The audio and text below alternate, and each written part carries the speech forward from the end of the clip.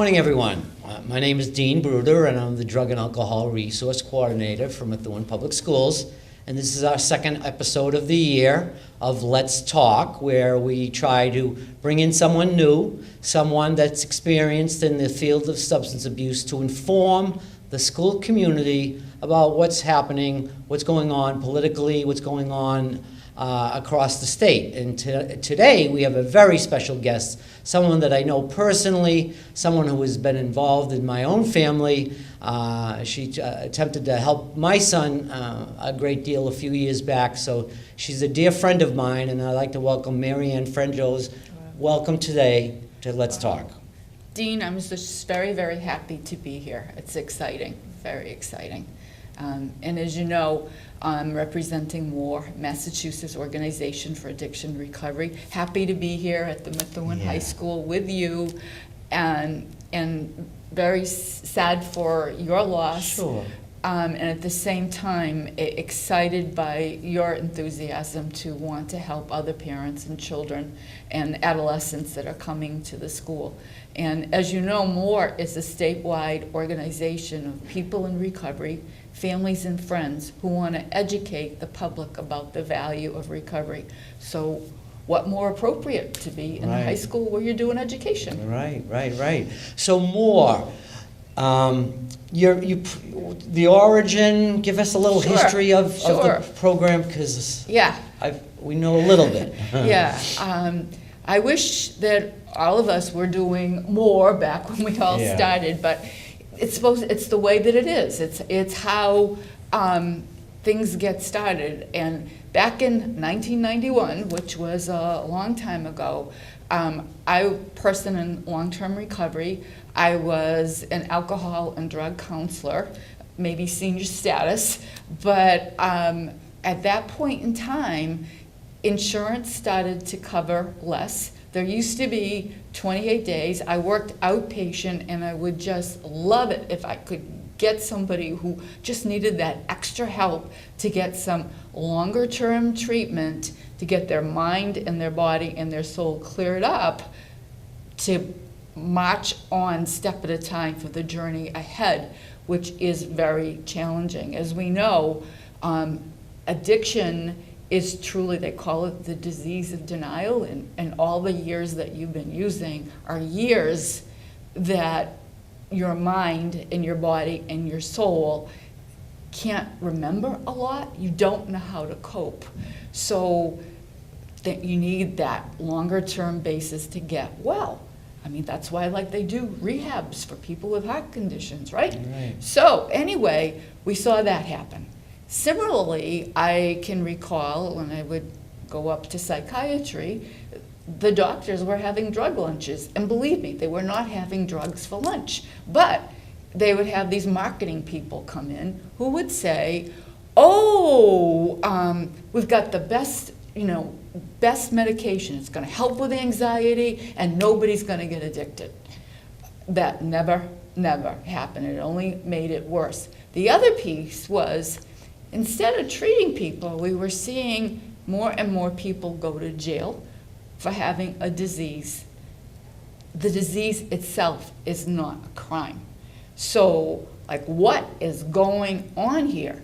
And then the shift of you had to be a licensed psychologist, licensed psychiatrist, licensed independent clinical social worker, and we're all looking at each other and saying, what? And so things got really shifted around. And we couldn't have volunteers come in as we did before.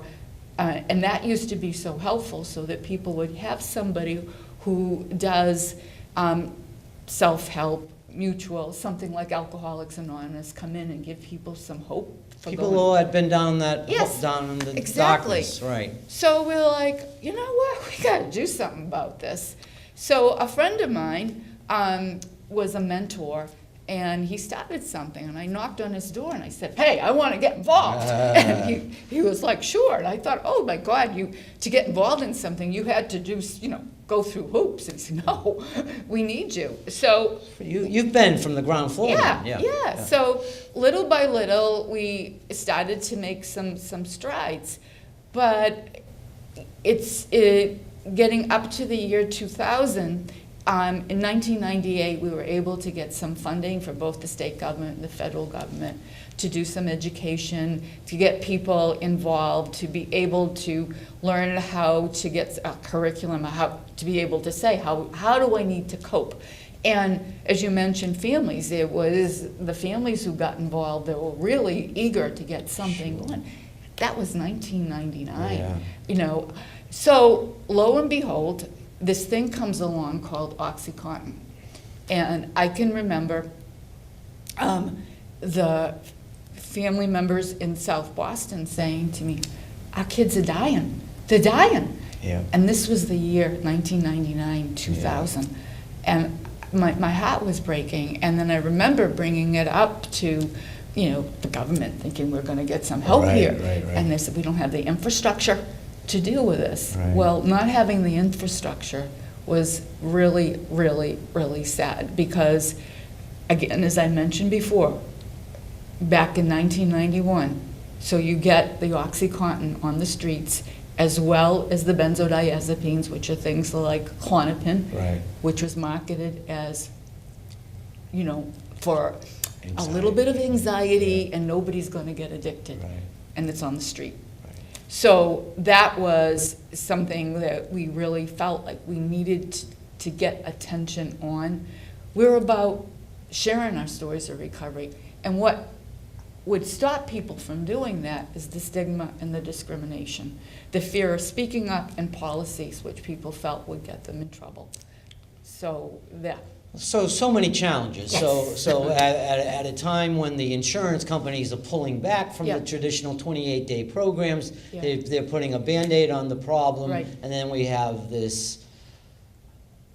I think there was an article last week in the Globe about the exposure in West Virginia where Purdue Pharmacological Company Right. got exposed, and they knew back in 2001 Right. that we had a problem on our hand, and there was some collusion, and I believe, and I don't want to get into it too deeply, but it's sort of like looking at the tobacco industry and Yep. and how they knew they were putting Yes. out this product, and yet they were not going to take away the profit. And so at a time when the rehabs are cutting back, insurance is cutting back, I can remember you and I on the Yes. phone Yes. trying to help my son, getting Yes. a 3-day, 6-day here for a very bad opiate addiction, Absolutely. and then being released because the insurance is insufficient and you're not sick enough.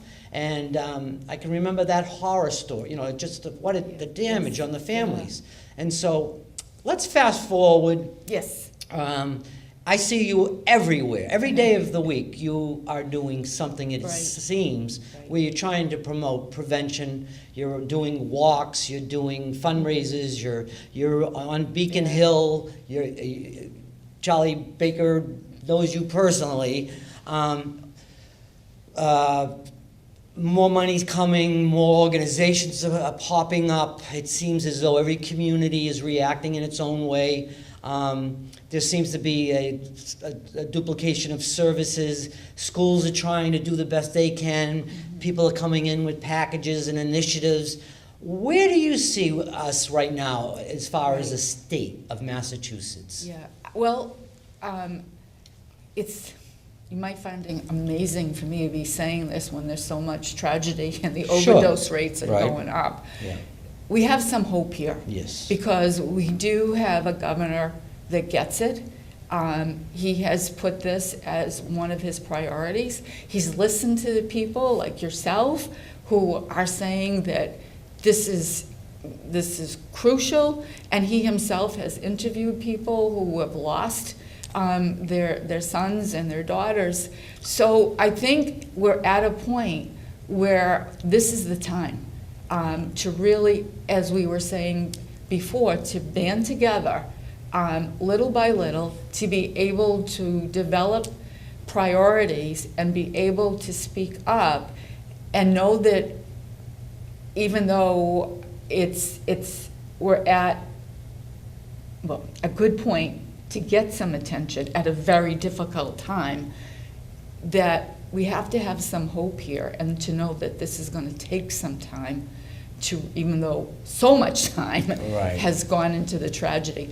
But I totally believe that if, one, we work to implement the laws that have just been passed.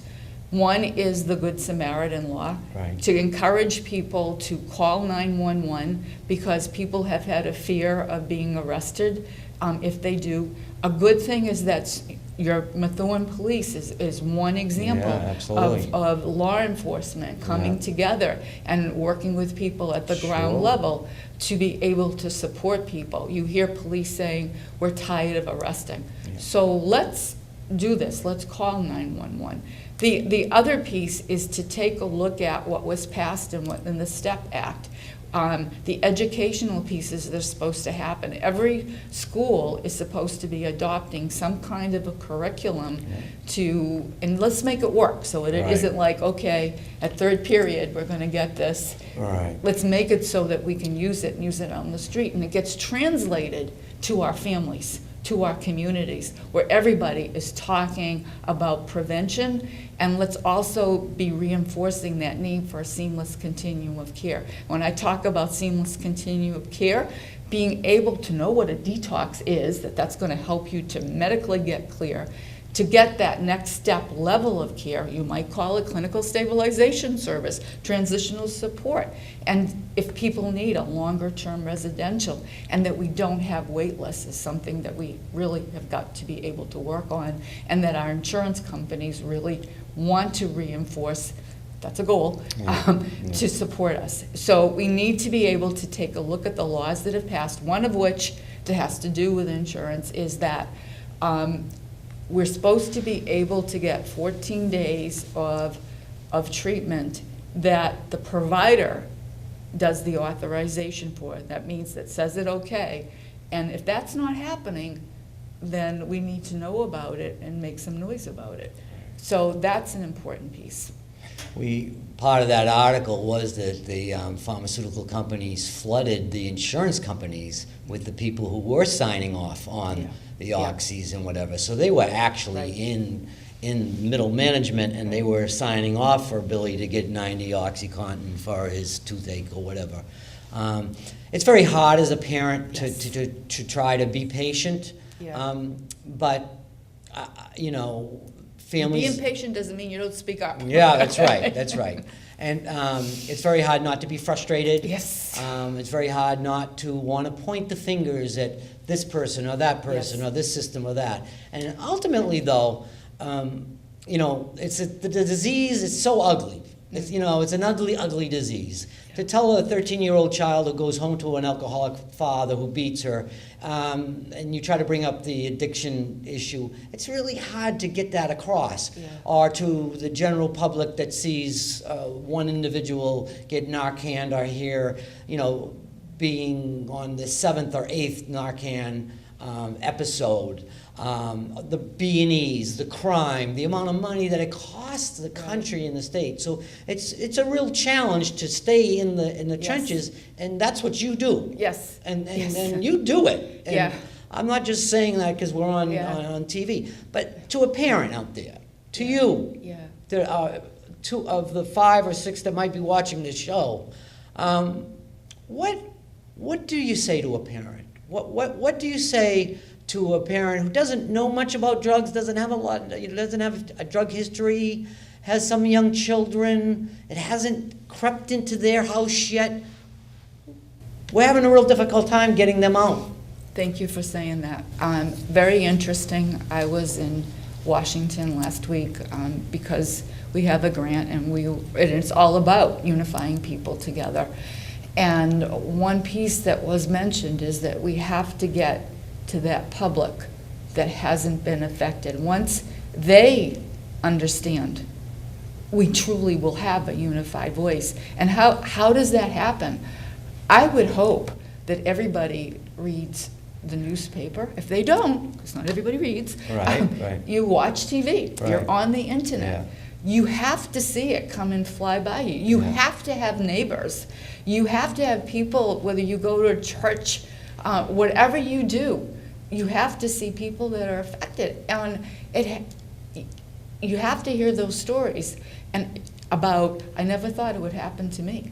Right. So if you hear that, you're next. Right. You know, and to get that education, to be supportive of whatever we can do to build up the continuation and the education and be able to join coalitions at the level that you can manage. Right. You know, we started in 2009 after our youth survey, Yes. and we were like, oh my God. Yes. You know, the kids were honestly saying, you know, this is what we're Yes. doing, this Yes. at-risk behavior.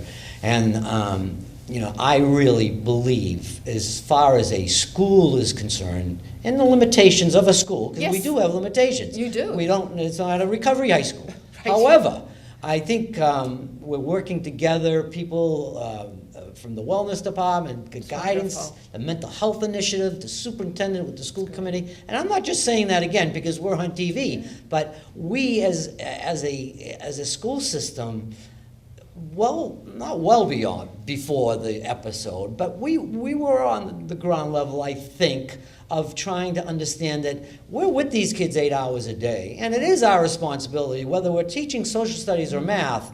And yesterday, I spent the day in Peabody with the BSAS curriculum, the new curriculum that they're bringing in. There's several different types. I don't Right. want to get into specific type Yeah. that we looked at yesterday. But we're talking down to the 5th grade, you know, and Yes.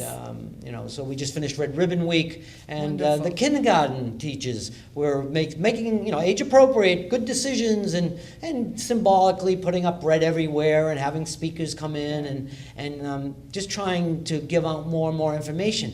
But it seems as though I've never seen a more educated generation, Yes, and yet I've never seen more children yes. go off the cliff. Yeah. How could, you know, someone who, you know, was brought up with a kindergarten teacher as a mother, father, drug alcohol counselor, you know, this addiction is just so insidious Yes. that, but you can't see it. You know, if you could see the inner scars of the torment of, say, my son, even though he was big and husky and he looked strong at the end, the uncomfortableness, the insecurity, the pain inside his heart and mind to have to take something Yes. just to function. What a horror! What a horror! And I believe, I want to believe that, you know, we can crush the stigma. It's coming now because it's come out into the suburbs. It's coming out now because of people like you who are relentless. You're relentless. And I use that in the highest term of regard. Because it's hard to stay in this field and not.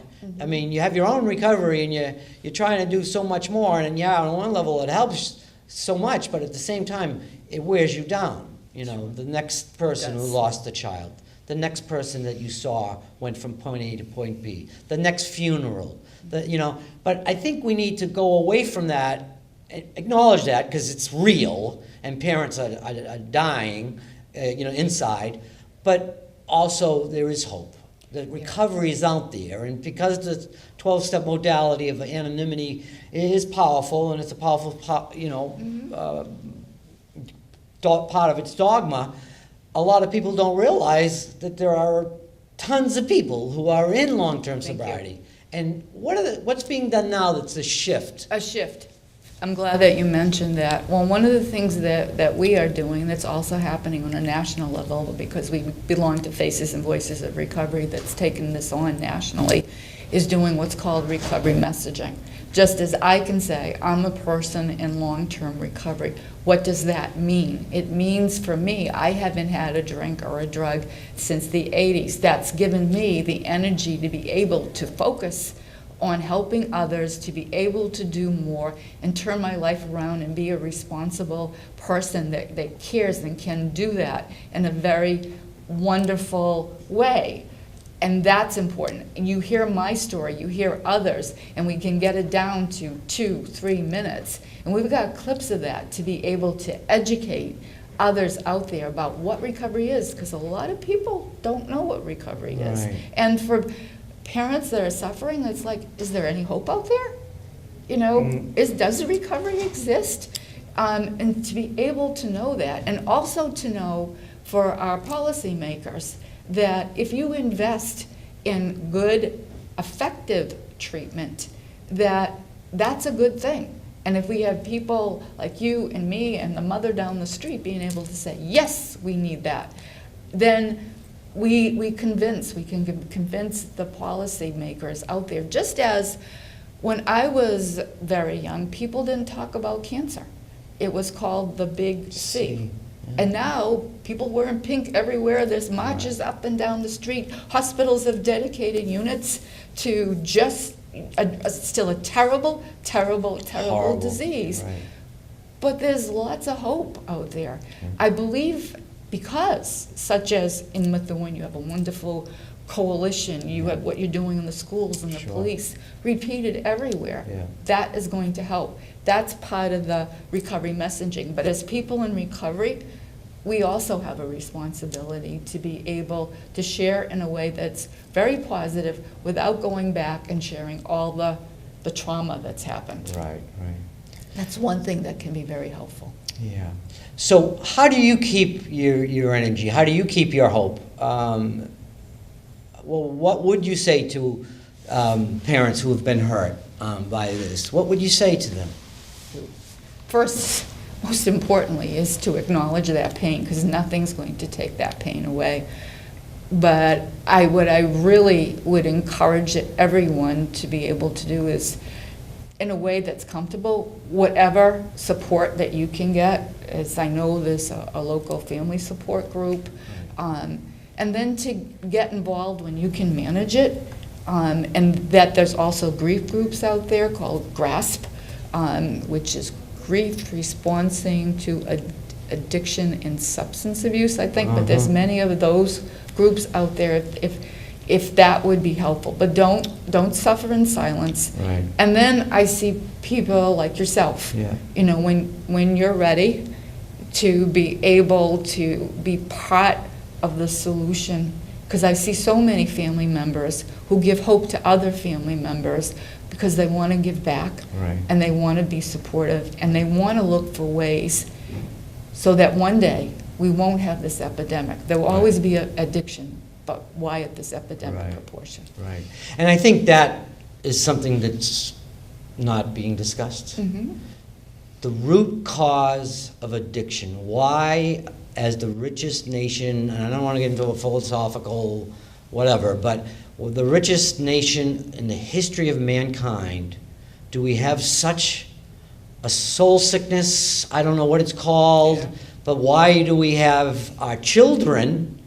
You know, a lot of what we're talking about, because of the opiate epidemic, we're focusing on children. But the gray hairs, the whole country, in terms of medication, in terms of pharmaceuticals, in terms of alcohol, in terms of tobacco, why is it that we that have so much education, so much information, why does the human being go to that outside source to bring in some inner peace? He was looking for something to let him breathe deeply, and yoga took too long, perhaps. But a pill would take that away for a little while. Sure. But why is there so much anxiety? Is that blown up? Why is there so much diagnosed ADD? Is that blown up? Or are we learning more about the way the brain operates? Is that one of what is a natural part of the brain's development, the need to change and alter its way? But I think the root cause, getting to the root cause of why we are having this epidemic of, if not now, when are we going to deal with this? Until we get to the root cause, without going around in circles, the chicken and the egg piece,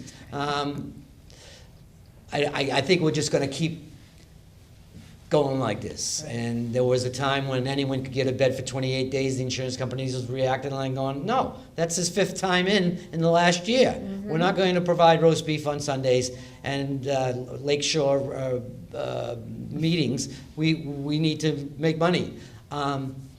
Look, we're going to end the show. We need to inform the public that there are a ton of things going on. There isn't a week that goes by that if you didn't want to, and you might have to drive 5 miles or 10 miles away, there are a ton of support groups for people like myself. There are a ton of support groups for people like you. There are a ton of support groups for all of us. There's action being taken place in Boston with the governor, with the council, with the attorney general. They just, I mean, the federal government's helping. There's finally some response, albeit too late for some of us. But there is hope. There are young people in recovery. You see a lot of young people. I see a lot of young people asking questions that have been experimenting. I see the numbers that I deal with down. Now that could be Well, that's a good sign. reporting. I think it is. It is I a really very do. good sign. And you know, our health teachers are constantly It's wonderful. revising. We're constantly trying. The guidance department is totally reshaped its approach to mental health. And change is hard. Yes. People are like, oh my God, it's, you know, it can be too much. And sometimes it can be. Yep. Too many initiatives, even though they're good and Yes. positive, Yes. can overload Well, which the one are we human gonna being. follow? Right, which one? And also the mental health of the adult, Yes. you know? Yes. Not just the child, but the Exactly. adult. What do you say in your last words? First of all, again, you did a long drive early in the morning. It was a good idea at the time, but getting up early in the morning, you drive all over the state. Your energy is relentless. Thank you. Your voice continues to stay in the ear of the people who make the decisions. What are your final words to me, Yeah. to us here in Methuen? Here in Methuen, and so glad to be here at the Methuen High School, especially with you, I would say, getting down to one of our slogans, that if we continue to make our faces visible and our voices vocal, we're going to really prove that recovery is valuable and use that energy to also support prevention. And that's the way we're going to be victorious. Well, thank you so much for coming. welcome. You're a wonderful human being.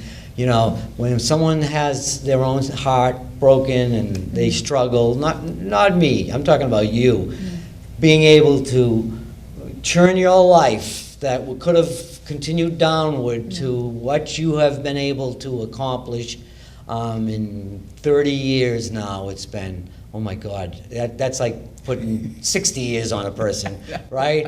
It's not easy work, and it's not for everyone. There are a lot of flashes in the pan, there are a lot of celebrities, but you're in the trenches, and I respect you so very much, and I know your message is authentic, and that's what we're trying to provide to the Methuen community, authentic messages of hope, because there is hope, and the teachers here teach their children as if they were their own. And I think once you do that, you're not going through the motions.